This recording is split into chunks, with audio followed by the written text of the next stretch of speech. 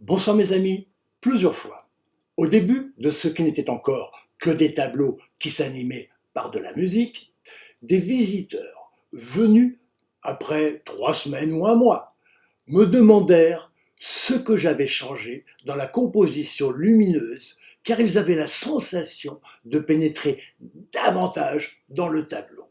Or, je n'avais rien modifié picturalement, mais j'avais amélioré la qualité de mon système hi-fi de l'époque. Ce sont ces réactions qui m'ont incité à m'attaquer à la reproduction du son dans l'espoir d'en obtenir un qui donne l'impression de vrai, comme ce que j'entendais quand j'allais enregistrer des musiciens de jazz. J'ai baigné dans le jazz depuis mon enfance. Mon père, en plus de son activité professionnelle, était batteur dans des formations jouant toutes sortes de musique, de danse, dont du jazz, dans des bals ou des dancings. J'ai entrepris de modifier l'acoustique de la pièce. D'abord avec du liège, connu pour agir sur les résonances. Mais le son était étouffé. J'ai essayé divers matériaux qui donnaient tous des résultats plus ou moins intéressants, mais pas satisfaisants. On m'a donné différentes mousses acoustiques utilisées par les professionnels.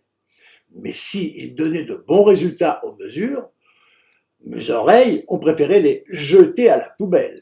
J'ai tenté divers matériaux inusités dans l'acoustique, comme du lino, de la moquette ou de l'aiguilleté. C'était très lourd à porter, morceau par morceau, depuis le marchand. Je me suis fait beaucoup mal au dos en les transportant en métro, mais aussi en les collant sur les murs ou au plafond. Il fallait retirer d'abord les éléments précédents qui n'avaient pas été satisfaisants, et c'était généralement très difficile. J'avais bien eu des cours d'acoustique pendant mes études d'architecte aux Beaux-Arts, mais ils étaient de peu d'utilité quand il s'agissait de choisir des matériaux.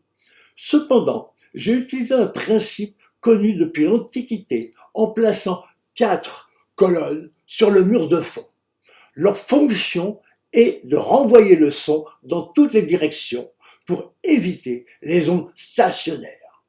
Mais ce n'était pas suffisant.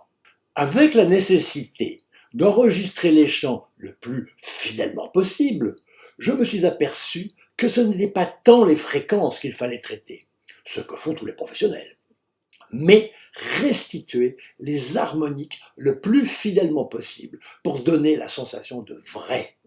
Et c'est ce traitement des harmoniques qui provoque les sensations intenses que je ressens dans une séance d'extasium, en plus de la contemplation du tableau.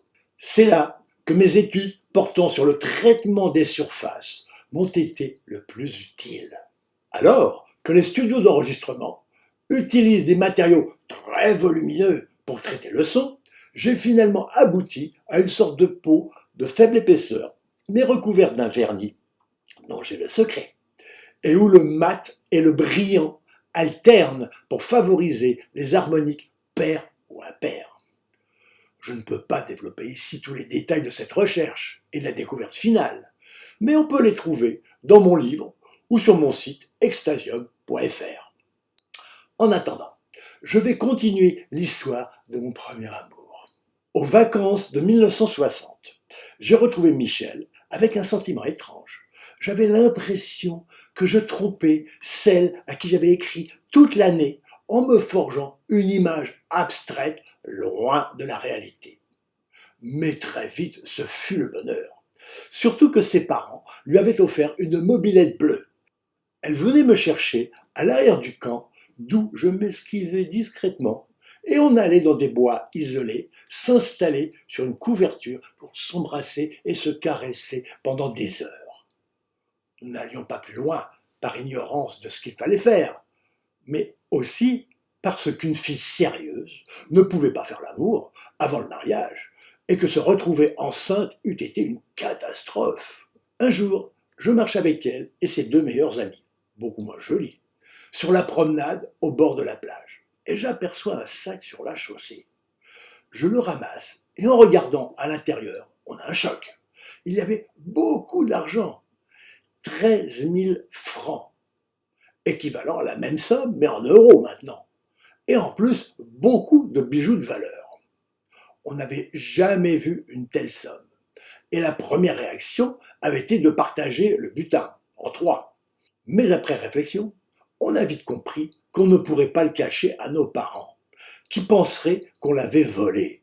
Surtout qu'à cette époque, et dans nos milieux ouvriers, on recevait très peu d'argent de poche. On s'est décidé à porter le sac et son contenu à la gendarmerie, qui l'a restitué à des vacanciers fortunés qui l'avaient oublié sur le capot de leur voiture. L'histoire aurait pu s'arrêter là. Mais l'été, il ne se passait pas grand-chose à La Ciotat. Et on était en plein dans des histoires de blousons noirs violents. Un journaliste local a trouvé que des jeunes faisant une bonne action feraient un bon papier. Et le lendemain matin, nous étions en première page du journal Le Parisien. Comme escapade discrète, on faisait mieux. Le directeur du camp me fit appeler dans son bureau. Mais au lieu des remontrances auxquelles je m'attendais, il me remit une lettre très élogieuse du comité d'entreprise de la SNECMA, me félicitant de cette bonne action qui devenait un symbole du bien. Mais le plus important, c'est que ma mère, à Courbevoie, fut réveillée par une voisine qui lui montra ce papier où son fils devenait une sorte de héros. Elle en eut une très grande joie, sa dernière, car elle mourut quelques jours après de maladie à 37 ans. Je remontais à Courbevoie pour assister à la messe d'enterrement. Et là, dans cette église Saint-Pierre-Saint-Paul, au milieu de mes larmes, je ressentis d'un seul coup un profond rejet de l'Église et de ses prêtres qui m'apparurent comme de sinistres pantins. Les événements divins qui me sont arrivés beaucoup plus tard m'ont confirmé dans cette opinion. J'avais fait ma première communion pour plaire à ma grand-mère bretonne, très bigote. Et à ce moment, je croyais à ce qu'on nous débitait. Mais après, ma sœur, plus jeune, se prépara aussi à sa communion. Nous partagions la même chambre et nous échangions nos impressions sur ce qu'on nous enseignait et ce que nous constations de très différent dans la vie quotidienne. Ce sont ces contradictions qui m'ont conduite à ce rejet. Je redescendis à La Ciotat et retrouvai Michel qui me réconforta de son mieux. Ses parents nous considérèrent comme fiancés. On se mariait très jeune dans le Sud à cette époque. Si une fille n'était pas mariée à 20 ans, on la considérait comme une vieille fille. Mon père ne s'opposait pas au mariage, mais il me dit que lui-même, s'étant marié à 20 ans, il ne me le conseillait pas.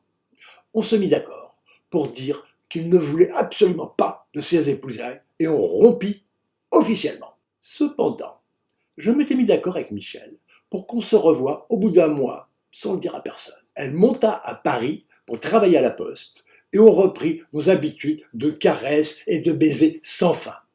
Mais entre-temps, j'avais rencontré d'autres filles et je n'éprouvais plus de sentiments passionnés pour elles. On se sépara définitivement. 1 an plus tard, je la rencontrai par hasard, au destin, sur le quai de la station de métro Franklin Roosevelt. Elle avait décoloré ses cheveux en blond pisseux, très laid. Elle était déjà mariée, enceinte et avait beaucoup grossi. Elle n'était plus du tout attirante. Je l'avais échappé, mais